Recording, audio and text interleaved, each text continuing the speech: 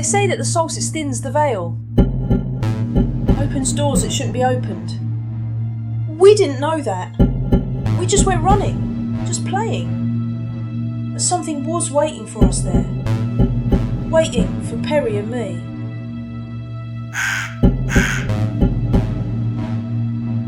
It was Perry who found the sign. The sign that said, Belas Knap. He said it like it was something special. It looked like a hill, but you could feel it.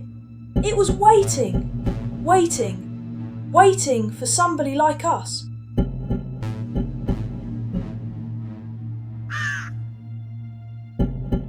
He called it a game. But he didn't smile. He acted like he already knew the rules.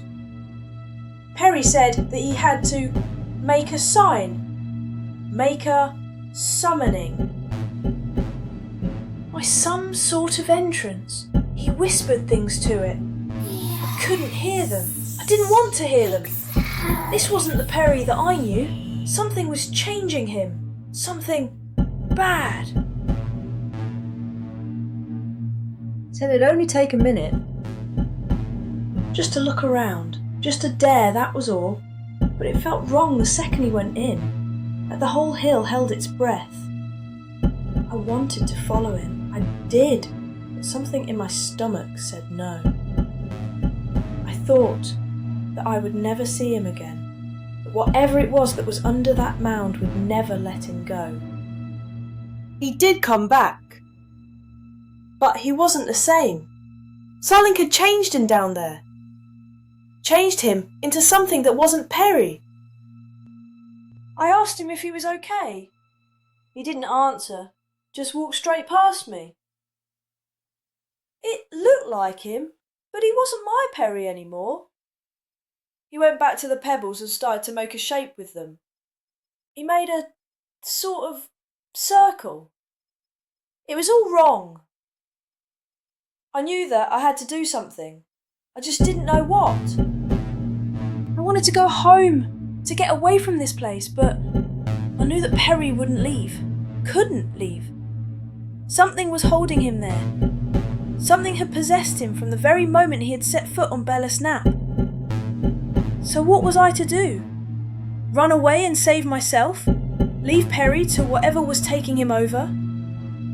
Whatever was wanting him, needed him? That wasn't going to happen. Perry was my best friend, and where he went, I went. Together forever, as we had always said. The attack, when it came, was unexpected. An enormous noise of shouting, incomprehensible, and then a sonic boom, and I mean boom. But it woke something in me. Not the same thing that had caught Perry, but something else.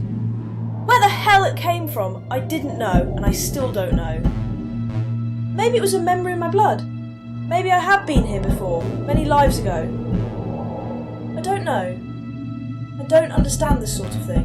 Whatever it was, I was there, seeing with my own eyes. I was on the hill, among strange men. Men dressed in skins. Men from thousands of years before I was born. It was a sort of priest, a shaman, a man who was in charge. And I knew what he was doing. He was trying to raise a demon. Not any demon, but one called the Goat of Mendes. The Goat of Mendes, the servant of the devil. I don't know how I knew, I just did. And this Goat of Mendes was coming. The servant of the devil was being released onto the world. There seemed to be no stopping it. It was huge and red with fire running all around it. But something was stopping it. Something had stopped it. The ceremony was not complete. Could not be complete. And once again, I didn't know how, but I knew. To complete the ceremony, it needed the death of a child. The blood sacrifice of a child. At the very moment of its appearance, there was a huge crack of thunder, and a flash of thunder. Despite all its strength, the Goat of Mendes was being dragged back into the earth, buried deep underground, in what I now knew was Belas Knap. Now it had to wait deep underground, waited for the summer solstice, wait for Midsummer's Eve, wait for today, and now it had its child, its sacrifice. It had Perry.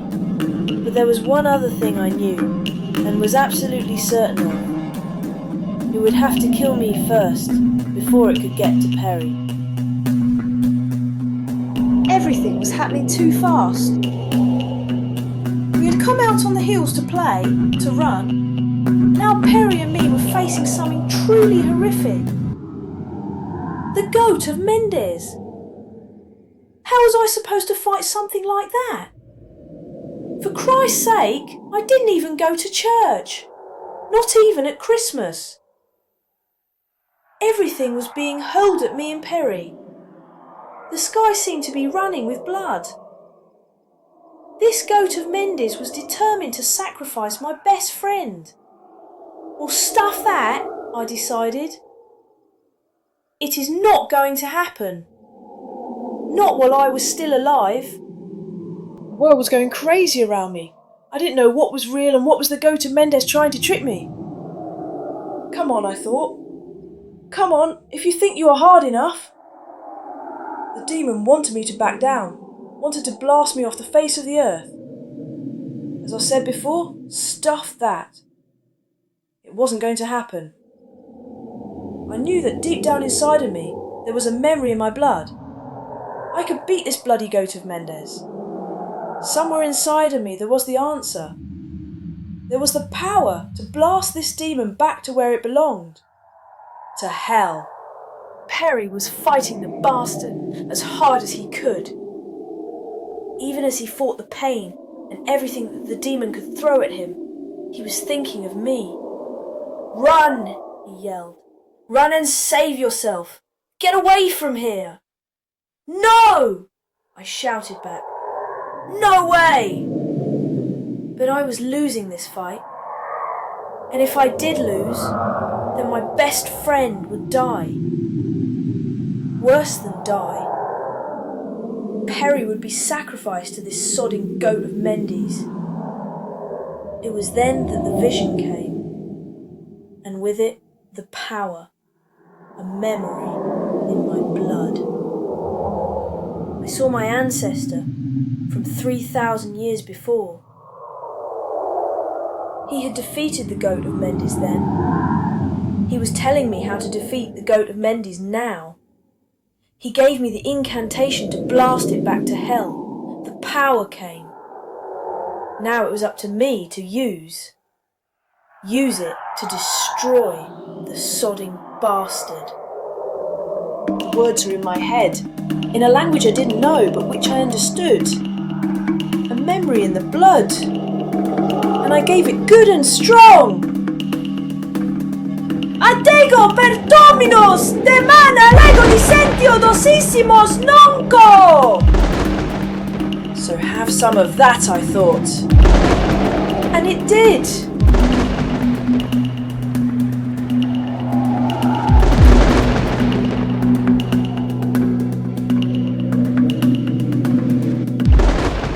For a while we just sat there, both of us bruised and battered. You don't look too good, Perry told me. I didn't reply. And that was it. Perry never talked about it. Maybe he doesn't remember, but I do. And if it ever comes back, I'll be ready. Adego per dominos, de mana lego di sentio dosissimos nonco!